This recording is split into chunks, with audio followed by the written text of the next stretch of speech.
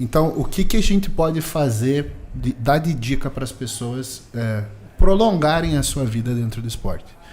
Então, primeira coisa é fazer cardio. E isso é, assim, essencial de uma maneira que o pessoal... A gente faz piada. É muito engraçado. As pessoas fazem piada comigo dizendo que eu gosto de fazer cardio. Meu amigo, não existe o que você gosta ou não fazer quando você é um atleta. Existe o que precisa ser feito. Eu faço cardio todo dia porque eu preciso fazer cardio todo dia. Mas, Renato, você está em algum projeto? Você está em alguma preparação? Não, amigo. Projeto de vida. Meu projeto de vida. Eu faço cardio para viver. Exato, eu faço cardio para o meu sistema cardiovascular. Doutor, quais são os benefícios do exercício cardiovascular para uma pessoa que visa o fisiculturismo, visa um corpo volumoso a nível muscular? O coração ele vai ter uma adaptação mista, né, do treinamento de força ou eventualmente do treinamento aeróbio. Se você pegar quem faz só um treinamento de endurance, por exemplo, um ciclista, um corredor, um maratonista, a adaptação cardiovascular dele, a morfologia cardíaca, né, e até a função, é diferente de quem faz treinamento de força. Não significa que um é melhor ou pior que o outro. São adaptações que foram geradas segundo o estímulo que foi necessário. Então, para o treinamento de força, eu tenho um quadríceps gigante, totalmente contraído, e que o coração precisa bombar sangue para lá.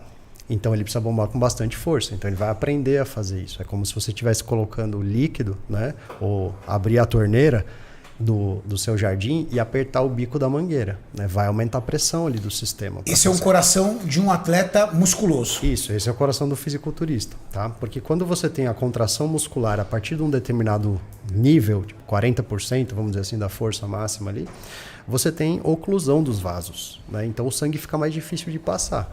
Então você vai aumentar a pressão, o coração vai ter que bombar com mais força, então ele vai hipertrofiar a parede. Mas é uma adaptação fisiológica. Ter uma parede hipertrofiada é um risco cardíaco? Não necessariamente.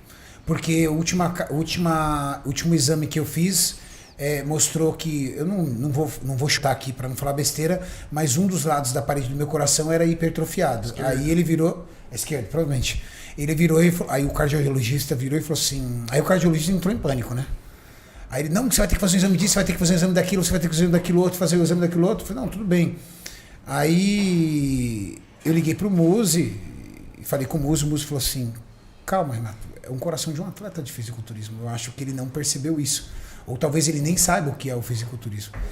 É o coração de um atleta que pesa mais de 100 quilos. Existem parâmetros, obviamente, né? Porque, por exemplo, você pode ter uma má adaptação cardíaca ao treinamento. Por exemplo, a gente tem casos, lembra no futebol, do Serginho, por exemplo, teve vários jogadores de futebol que tinham hipertrofia cardíaca patológica.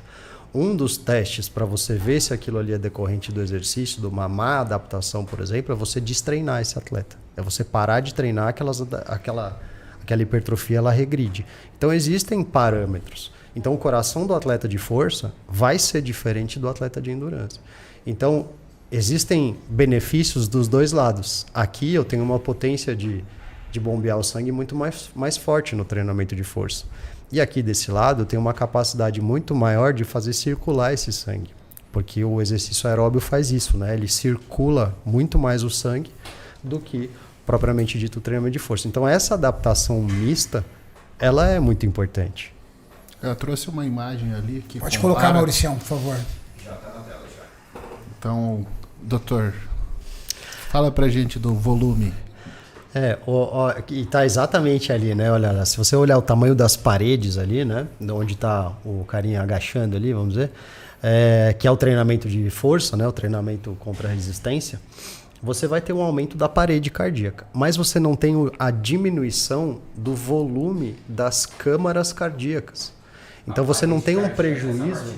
A parede é essa partezinha branca. Aí você não tem a diminuição do volume, que é a partezinha rosa, por exemplo, do volume de sangue. Agora, se eu comparar o tamanho dessa câmara cardíaca com o tamanho da câmara cardíaca do corredor ali do lado, rosinha, você vai ver que ela é maior. Porque são adaptações diferentes para estímulos diferentes. Agora, as duas podem ser patológicas. Tem ciclista, por exemplo, que ele tem um batimento cardíaco tão reduzido que ele começa a fazer arritmia. Ele tem uma lentificação, ele tem uma bradicardia, que essa bradicardia pode ser ruim.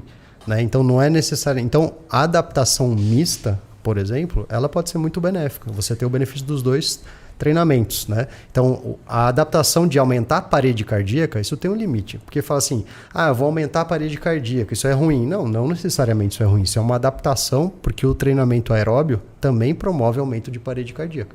Mas o coração aumenta mais de volume. Porque é uma adaptação necessária para o exercício. Por isso, simplesmente isso.